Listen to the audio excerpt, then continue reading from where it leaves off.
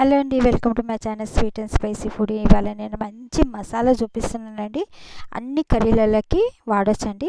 ఎండుమిరపకాయలు ఒక 15 ఎండుమిరపకాయలు గోరువెచ్చని నీళ్ళలో నానబెట్టుకున్నాను. 3 టమాటాలు, 4 పచ్చిమిరపకాయలు, ఒక చిన్న ఎల్లిపాయ గడ్డ అండి, ఇంకా 2 ఉల్లిగడ్డలు, మీడియం సైజు 2 ఉల్లిగడ్డలు, ఇంకా సగం బౌల్ పెరుగు అండి.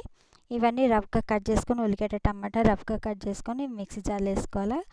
ఎల్లిపాయలు కూడా వేసేసుకోవాలన్నమాట, పచ్చిమిరపకాయలు కూడా వేసేసుకోవాలి, కారం తగినంత, ఇంకా 4 లవంగాలు, పట్టా కొంచెం అండి, ఇంకా అల్లం వెల్లుల్లి పేస్ట్, పసుపు జీలకర్ర, ఇంకా ఉప్పు తగినంత.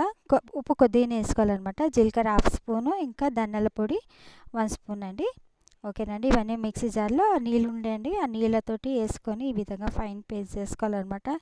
ఇది నాన్ వెజ్ చికెన్ మటన్ లెక్క కూడా పనికొస్తుంది, ఇంకా వెజిటేరియన్ కర్రీస్ కూడా పనికొస్తుందండి. నేను ఏదైతే ఇది 3 కర్రీస్కి వాడుకున్నట్టు ఇదంతా ఇట్లా పేస్ట్ చేసి ఫ్రిడ్జ్లో పెట్టుకున్నానండి. ఇది ఈ విధంగా చాలా టేస్టీగా ఉంటుందండి. ఎటువంటి ఇంకా కొబ్బరి గసాలు వేయకుండా ఈ విధంగా చేసుకోవచ్చండి. ఓకే అండి, సబ్స్క్రైబ్ చేసుకొని లైక్ చేయండి, షేర్ చేయండి.